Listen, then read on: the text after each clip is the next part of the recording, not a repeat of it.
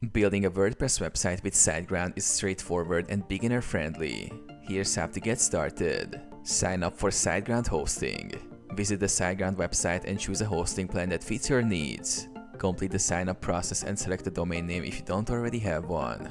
Log in and access site tools. After purchasing your hosting, log into your SiteGround account. Under the Websites tab, click on Site Tools for your domain. Install WordPress. In the Site Tools dashboard, navigate to WordPress, install and manage. Choose the option to install new WordPress. Enter details like your admin email, username and password for WordPress. Click Install to start the process. Access the WordPress dashboard.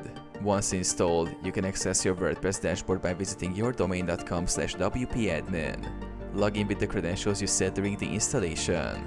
Choose a theme and customize. Inside the WordPress dashboard, go to Appearance, Themes to select and customize a theme.